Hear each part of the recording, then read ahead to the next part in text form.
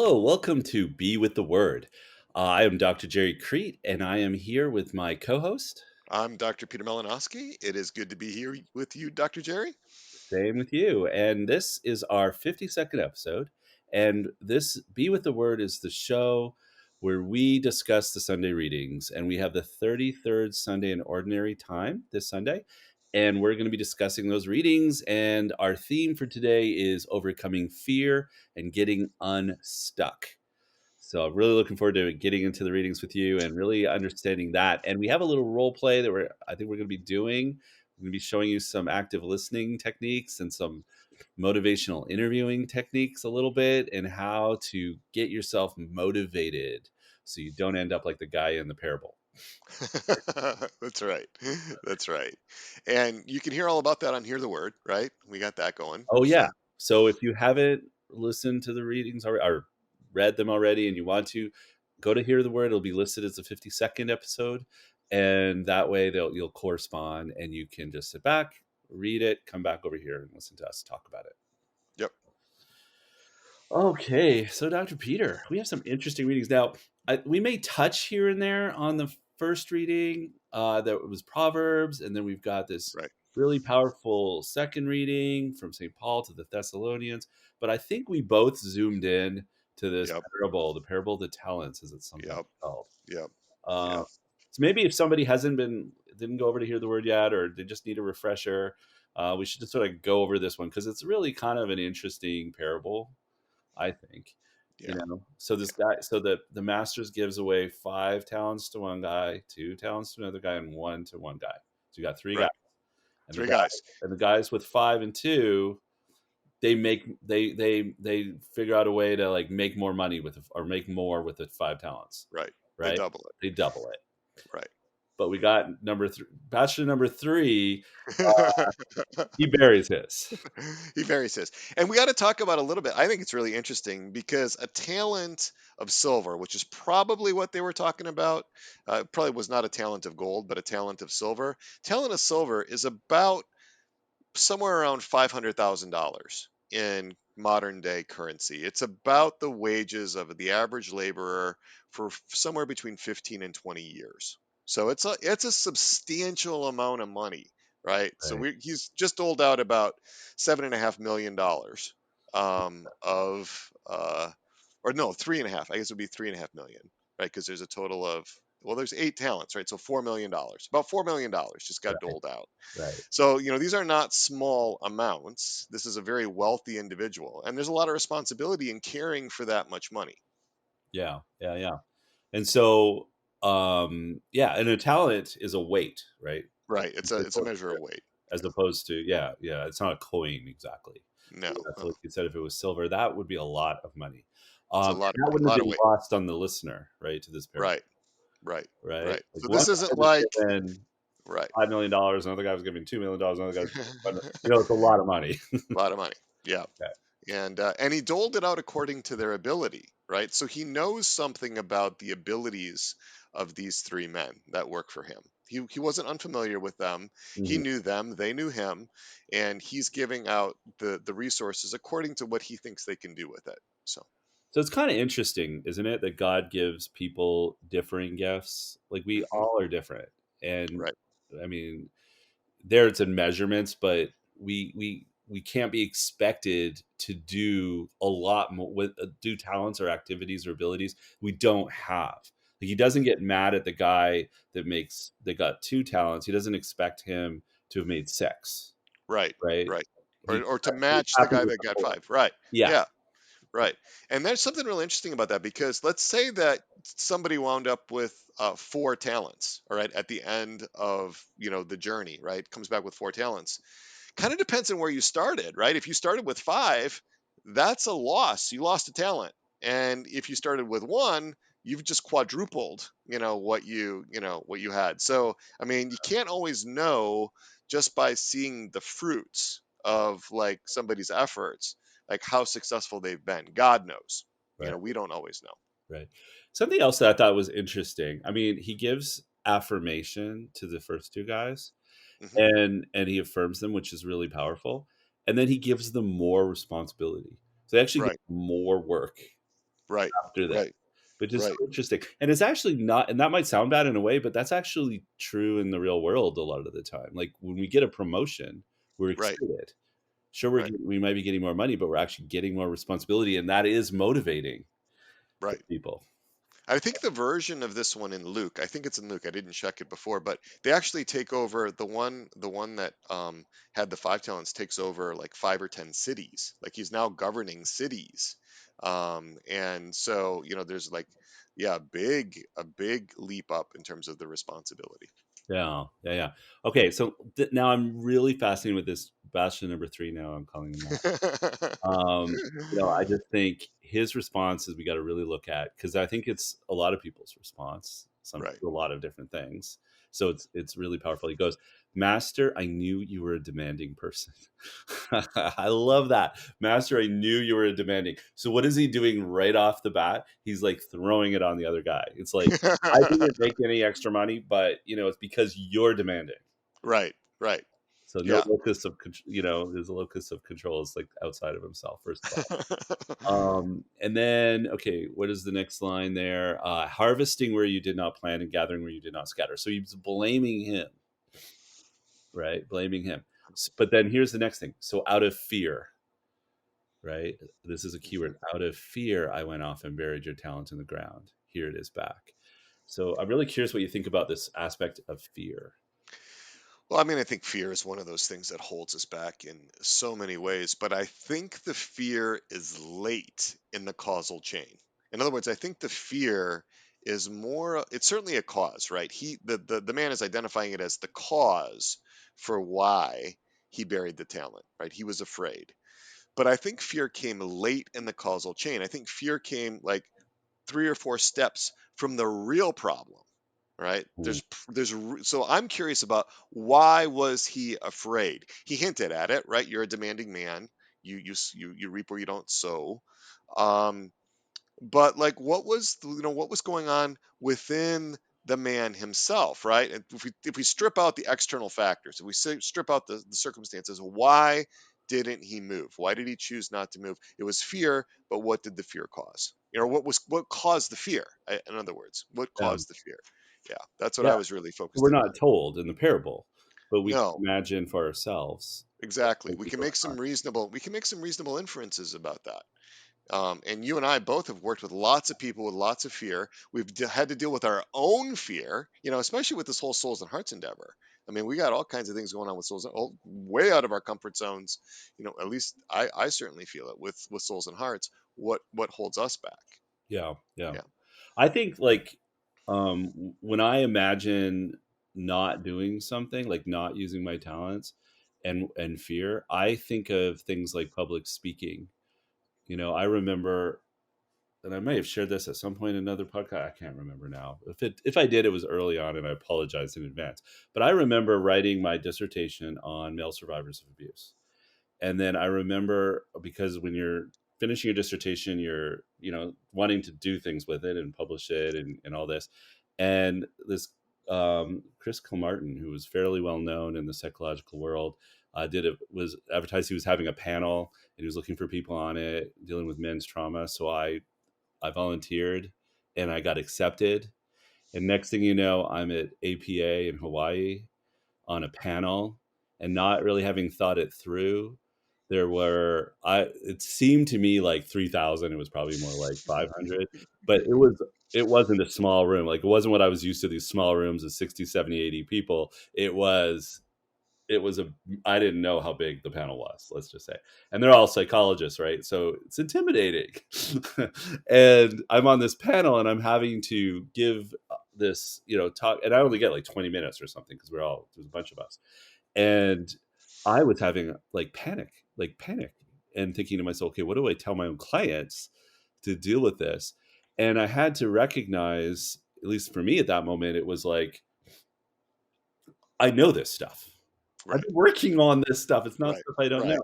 So Right. how, like, overcoming, if I had just ran away or I hadn't gone there, I would have been hiding a talent. So, Yeah. Yeah. How did it go?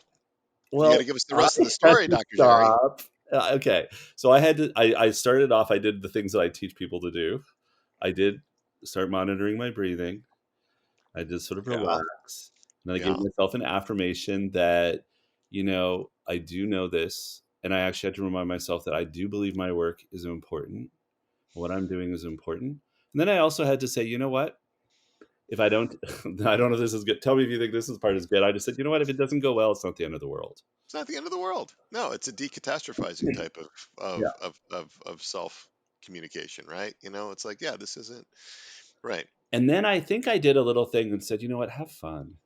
Yeah. Like, Yeah. just have I think fun. Like, don't that's ruin great. it. Don't Yeah. ruin this Right. experience by Right. making it miserable. Right. Be yourself. Right. And I did. I think I was able to mostly do that, and it went pretty well. I got a lot of Q&As at the end too, which was interesting. Nobody crucified me, Right. which was what I Right. was afraid of, right? Right. So Yeah. Yeah.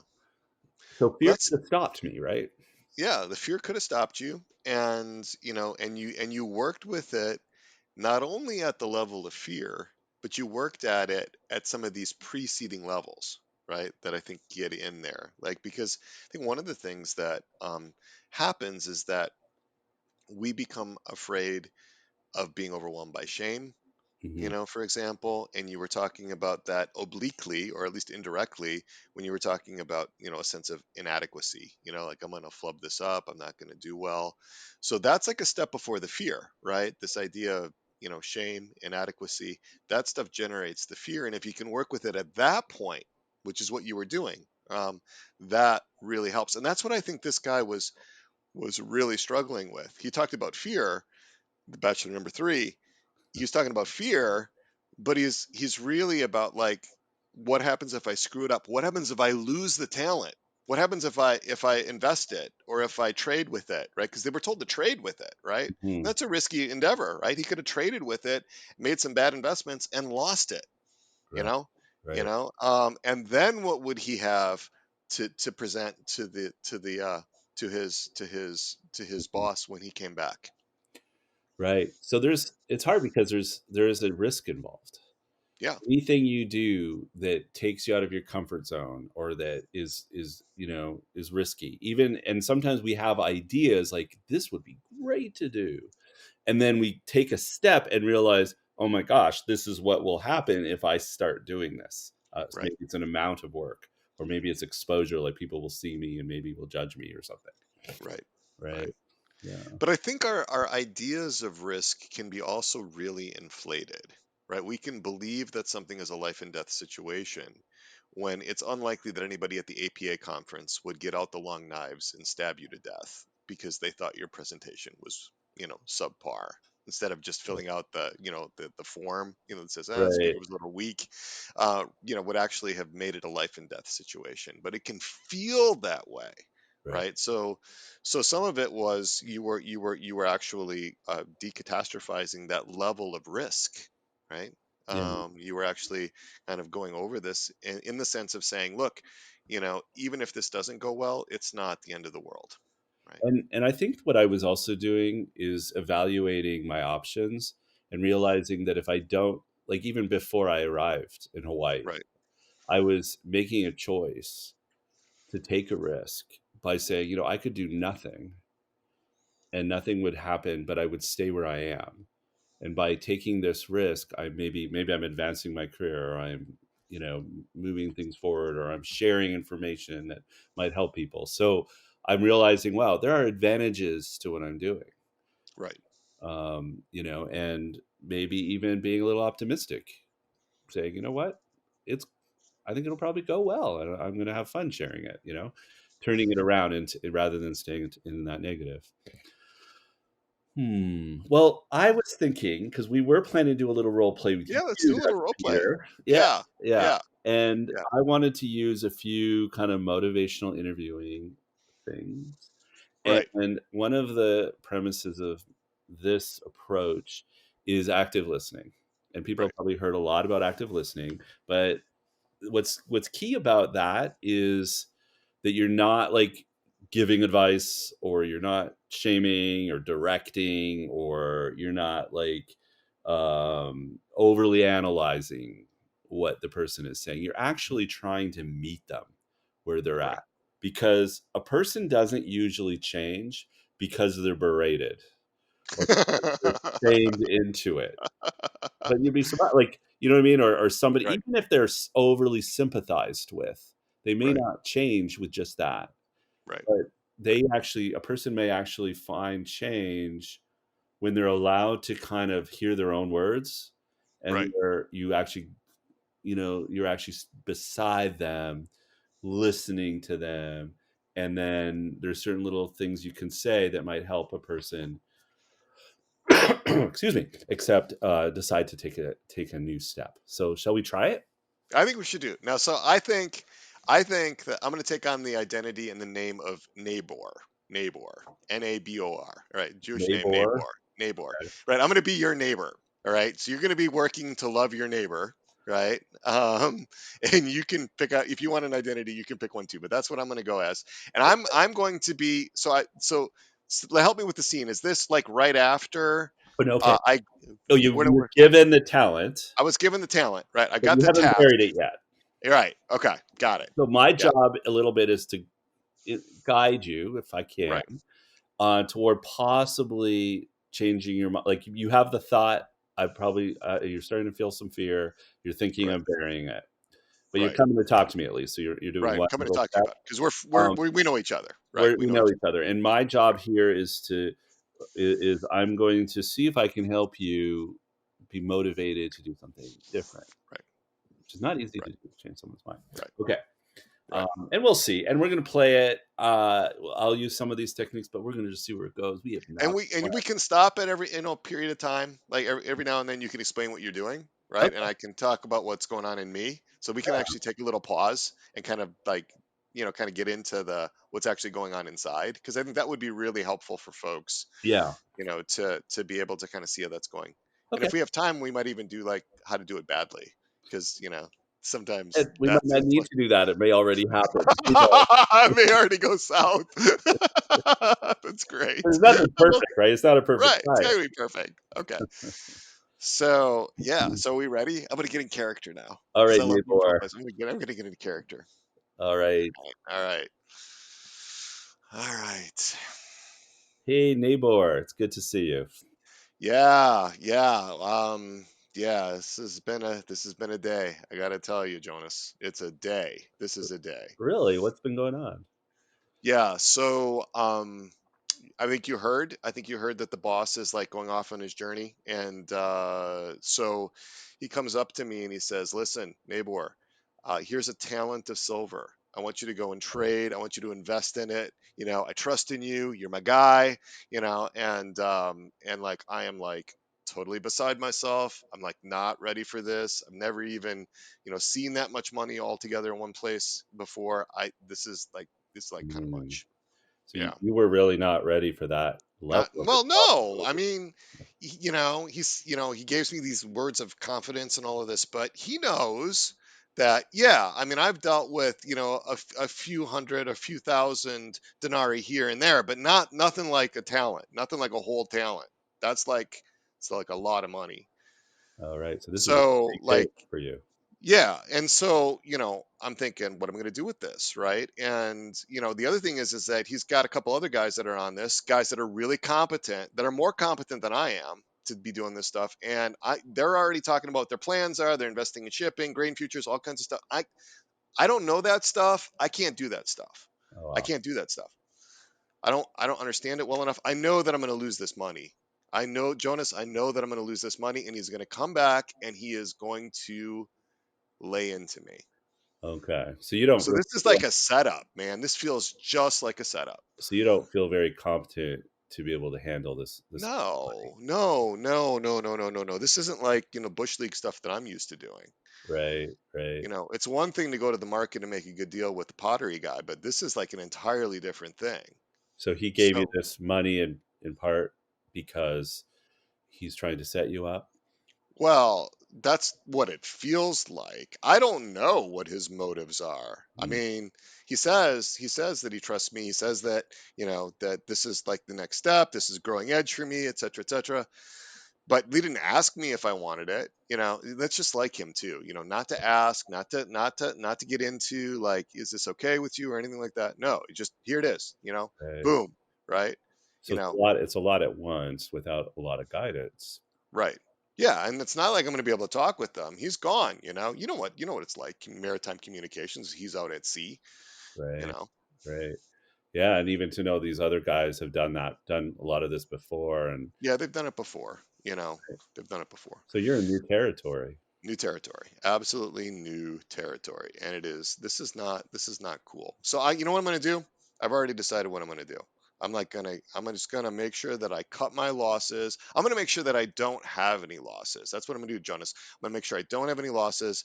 I've got a place picked out where I'm going to bury this, and when he comes back, I'm going to be able to give him back everything he gave me. Okay. Yeah. So you're going to bury it, and that way you won't have any losses. You won't really incur any losses. I won't have any losses. I'll continue working for him as I've always done. He seemed fairly happy with that. And then, if these guys lose their stuff, I'll wind up looking okay, right? And I'll just explain to him, look, this was beyond what I could do, So and it's really hard for you to take a risk with this money. yeah, I mean, yeah, because what's gonna you know this you've seen this guy when he's angry. He's gonna yeah. This is it's sort of yeah. I just you know what, it's just not for me. So So if he does it, if you bury it, at least you'll avoid his anger. yeah, and that's the main thing, right? Well, I don't know, like avoid his anger. Well, I don't know. What would that be like? Well, Okay. what do you think it would be like? Like if I buried it, he would take no losses, right? Right. So, but that doesn't mean that he was not going to be angry. Okay. So what other options do you have? Shh, this is it. God, this is even worse because no, what he said was to trade with. He expects a profit off of this. Okay. So yeah, he's probably going to be like not happy about not getting a profit off of it. Okay. Because he's not like me. He's not like me, Jonas.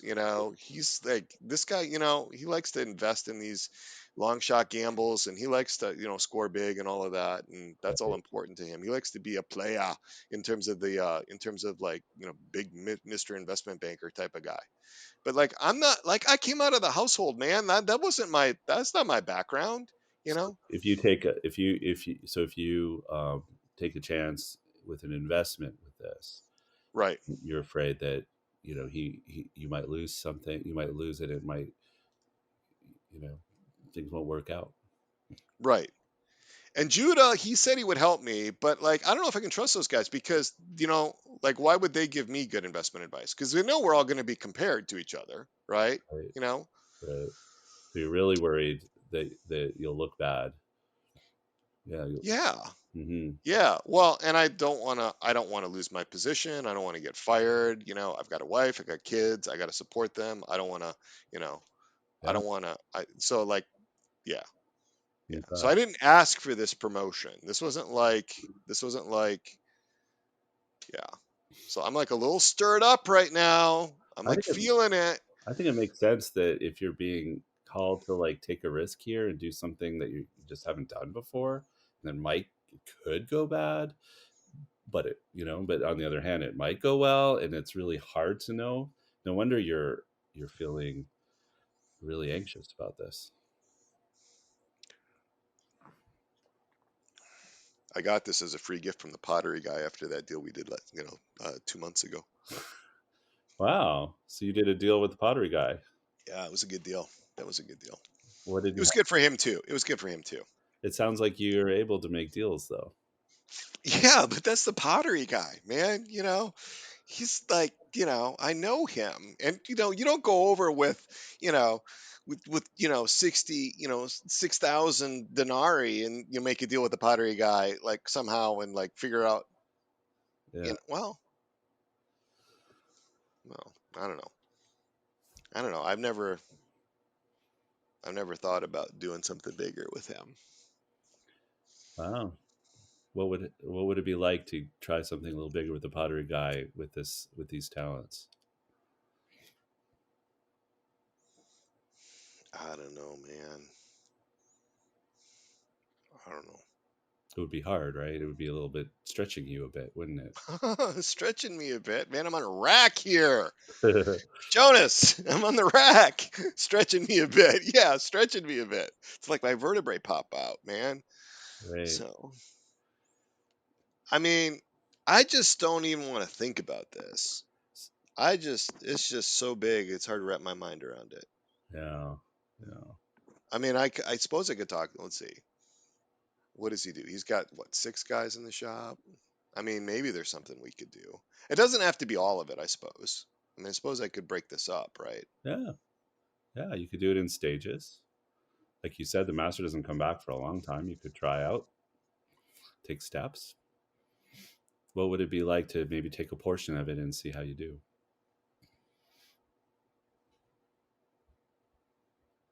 What do you think you might gain from that? Well, I mean, got to start somewhere, right? I mean, if I was only dealing with, yeah, if I was only dealing with like, if I was only dealing with like 4,000 denarii, I could do a deal like that. That'd be a bigger deal than I've ever done before. I mean, it's Yeah. nothing like a whole talent, but I could probably swing a deal like that. Sounds like that would be comfortable for you, and at the same time, you would be practicing taking risks. So all right. So I've been thinking about this like an all or nothing thing. You're saying just take a little bit of it and start somewhere. That's what Start you're saying. somewhere. Yeah. And I like what you said about like practicing, Yeah. practicing a little bit. If I lost 4,000, it's like a boatload of money, but not to him. Right. Like that's, and if I broke it into like, if I broke it into like 20 little pieces like that, Yeah. then if one of those deals went bad, even then I wouldn't lose the whole thing. Yeah. Right. And if you made a bit of a profit, Yeah. Hmm. Hmm. Hmm. Hmm. Well, yeah. I mean, especially if it was quick, then I could do like, because then if I made a whole talent a profit, I could just bury that talent, right? And I could just be playing with like, so I would not lose then, right? Like if I it sounds like you're working out a strategy to take some risks and at the same time practice new skills and also be a bit protective.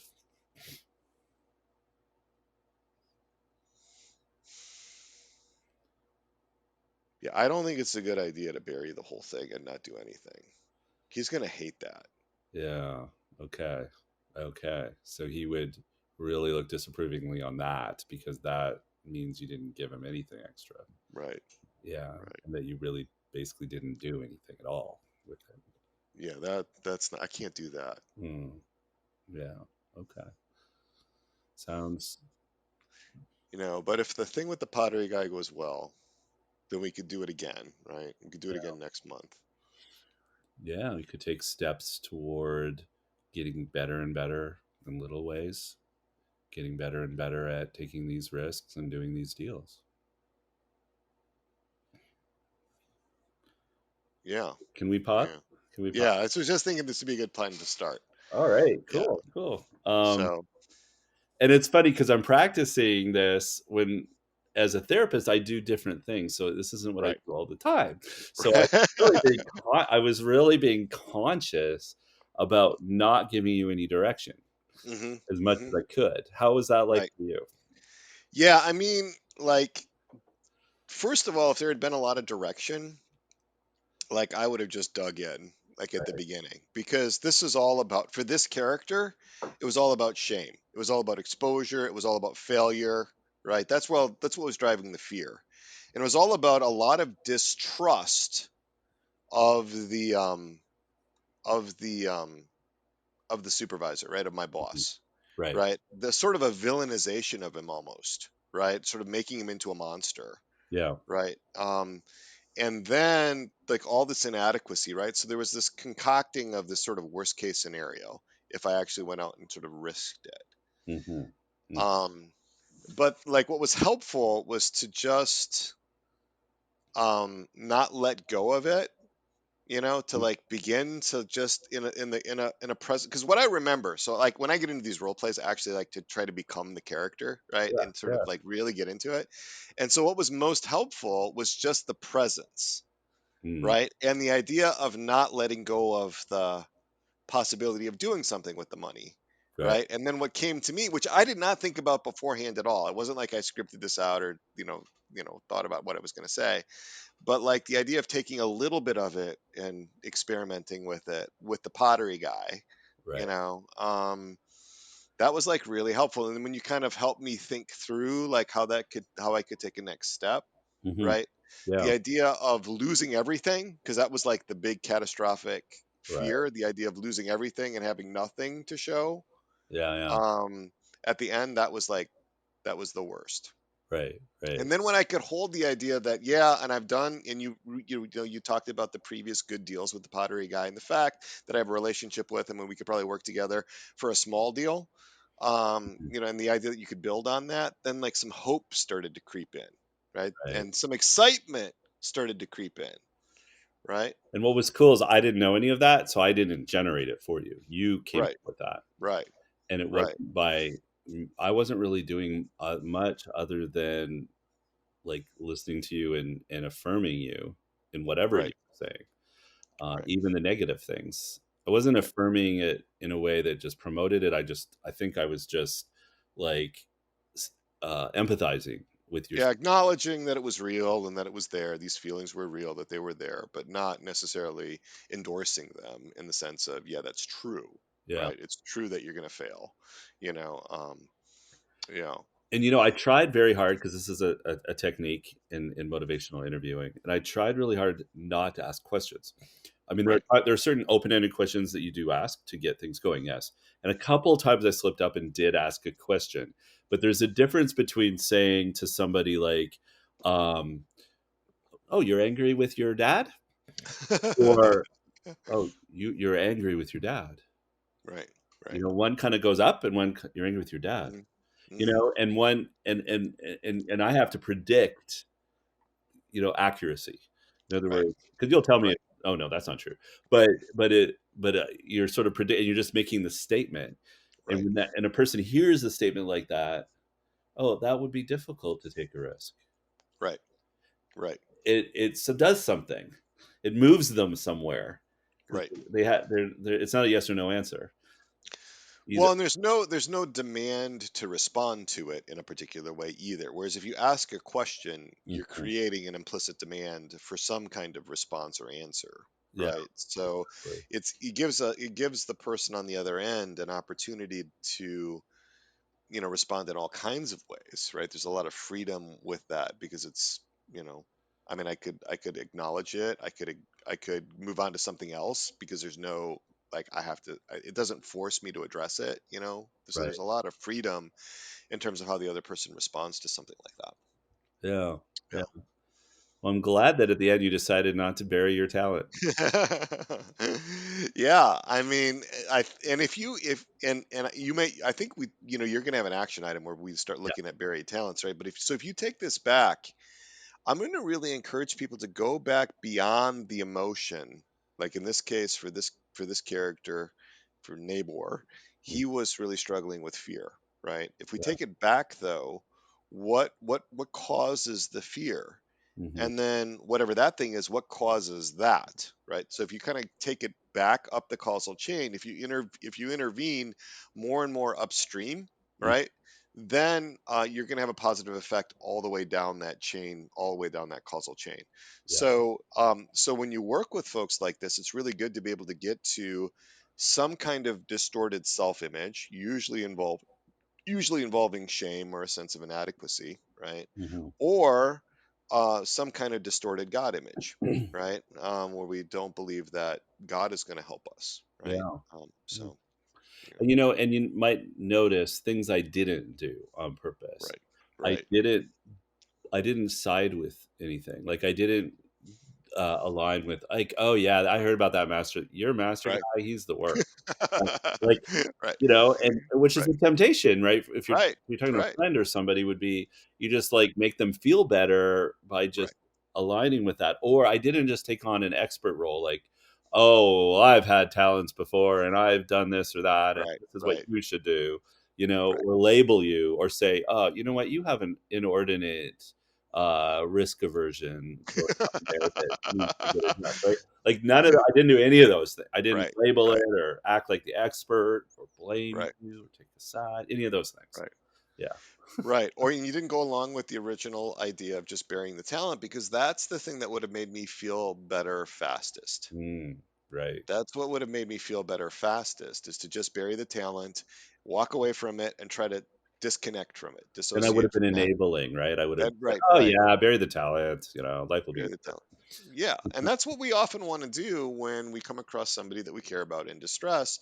We want to make them feel better faster, Yeah. right? And sometimes that means to agree with them, and then they can, yeah, then they can enlist our affirmation or our cooperation with that as justification for an action that may not actually be in their best interest, Yeah. right? It may not be the best thing to do.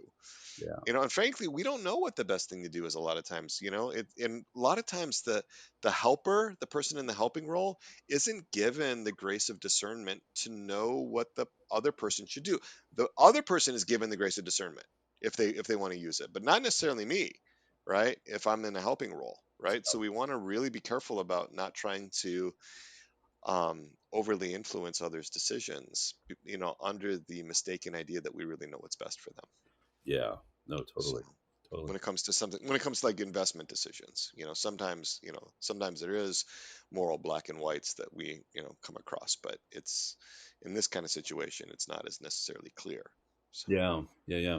Yeah. It's not, really giving advice usually doesn't work, is the point. We may think we know the answer, and usually the other person actually does know what right and wrong, or they do know where they need to go, and they really just need the support to get there. right. Uh, Right. And if it can come from within and they've got more of that internal locus of control, they're owning their own decisions.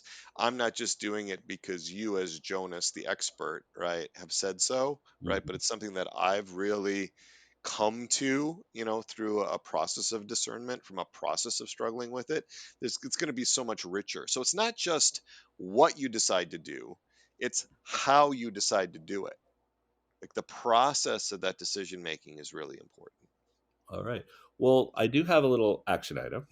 All right, let's hear it. It's very simple. I'd like you to try to identify one thing in your life right now that is a talent that's being buried. Okay. So and that could be any number of things. And it might be something that you've dreamt about that you kind of put on a shelf. It could be something, it could be something less grand. It could be, something like getting up earlier to do your prayers or to exercise or something like this, or take a risk to talk to somebody you've been meaning to. There's a lot of different ways this could be, but to identify one talent, and then I want you to identify what is an advantage. What is an advantage that you would have by making a change?